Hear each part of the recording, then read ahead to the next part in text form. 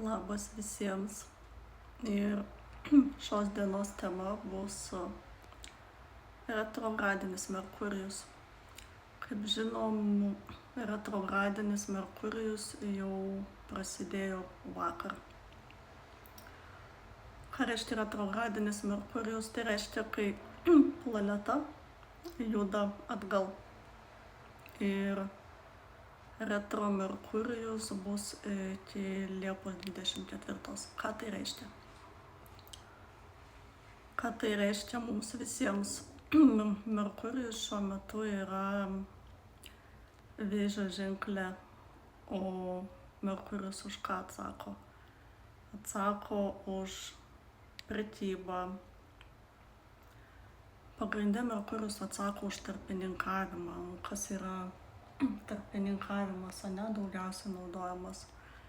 Susitarti, nusipirkti, parduoti. Ir šiuo momentu jisai būtent palies šeimyninius reikalus. Bet kokiam zodiako ženklui iš tikrųjų iki Liepos 24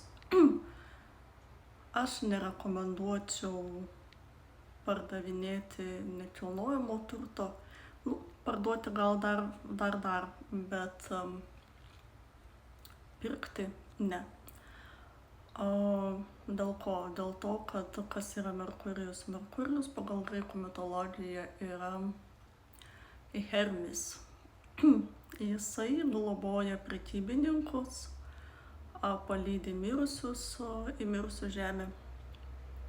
Dėl ko aš visą tai dabar sakau? Dėl to, kad tiesiog galite nusipirkti blogą namą. Šiuo momentu galite blogą butą, blogą namą, žemės sklypą negeroj vietoj. Dėl ko? Dėl to, kad dabar daugelis prekybininkų gali norėti labai daug parduoti. Jo labiau, kad Jupiteris yra pirmam Liūto ženkle, o ką visą tai duoda kartu sudėjus? Tai duoda labai didelį norą visko pirkti, visko parduoti, duoda labai didelės emocijas būtent pirkiniams. Ir tie visi pirkiniai gali būti padaryti tiesiog iš emocijų, o paskui galim gailėtis, jo labiau, kad Venera taip pat yra Liūto ženkle. Dėl to ką geriau dabar padaryti? Nusikreipti dėmesį šeimos narius, pasižiūrėti gal kažkam liūdna, gal kažką reikia paguosti. Šiaip gali būti daugiau emocijų šeimoje, gali būti daugiau nervinių tokių įtampų.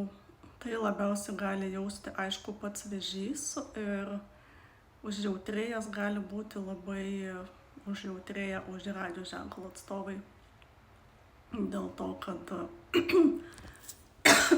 Vėžys yra opozicija ožiaragiui. Jeigu kalbėti apie vaikus, vaikučiai gali būti irgi šiek tiek galbūt nervuotesni, gali daugiau visko norėti.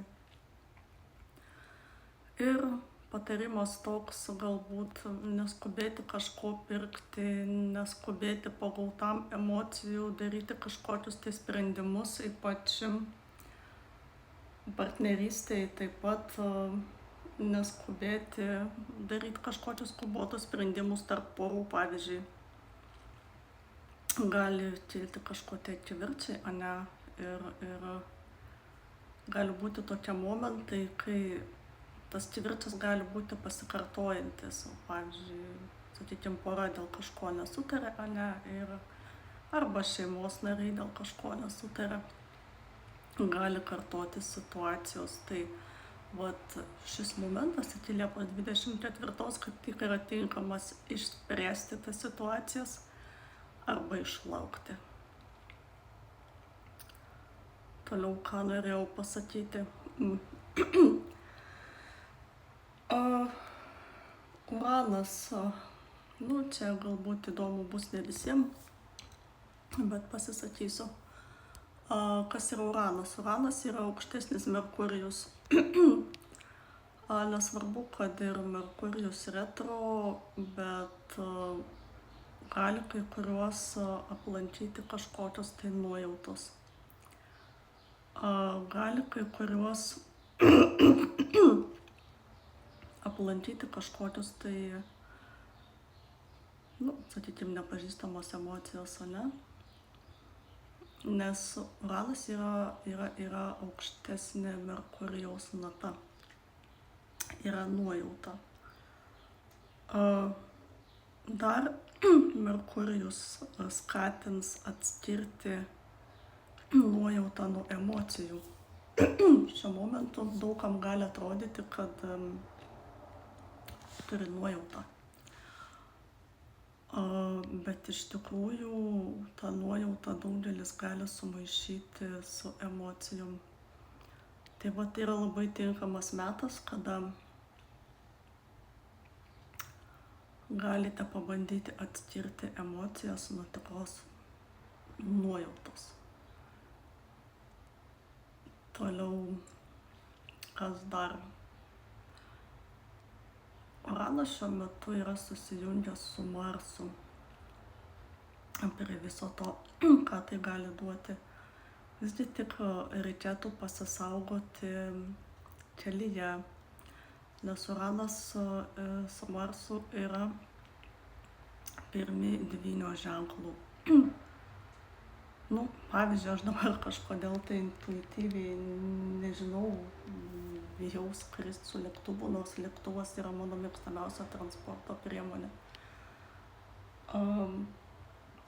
Gali, aišku, sutrikti su susisiekimo visi dalykai, gali būti atidedami lėktuvo reisai. Metas gali būti truputį avaringesnis. Kai kuriems iš žmonių Merkurijus šitas judantis atgal gali atnešti daug tokių apmąstymų, pagalvojimų, galbūt ką negerai darėm, ką reikėtų pakeisti, galbūt ties tuo reikėtų ir orientuotis, bet sakykime, ką reikėtų pakeisti mityboje, ką reikėtų pakeisti bendraujant su savo šeimos nariais, su vaikais. Aišku, vėžys atsako už mitybą labai ir už skrandį. Dėl to šiuo momentu gali būti jautresnis skrandis ir automatiškai gali kilti toksai noras pasikoreguoti mitybą ir tai yra labai gerai. Tikrai vengčiau galbūt valgyti kažkokio tai saugaus maisto, bet čia kiekvieno yra pasirinkimas, ką valgyti. Ir aišku, tie žmonės, kurie yra jautresni, kurie yra išlavinę savo intuiciją, kurie daugiau prie gamtos, prie žvaigždžių, prie dangaus, gali netikėtai aplankyti kito pasaulio, paralelinio pasaulio atstovai. Galite sulaukti kažkokių tai žinučių, kurios labai privers susimąstyti. Ir tai nebus blogai. Bet vienintelis rodiklis, jeigu jau mes kažką darysim, parduosim, šnekėsim, per daug vedini emocijų, per daug vedini noro kažką pasirodyti, kažką turbo padaryti, kažką ten nusipirkti, tai gali išeiti didelį nieką. Tiesiog net neverta, geriau visą tai padaryti po Liepos 24 dienos. Tai būtų tiek visiems mums apie retro Merkurijų trumpai.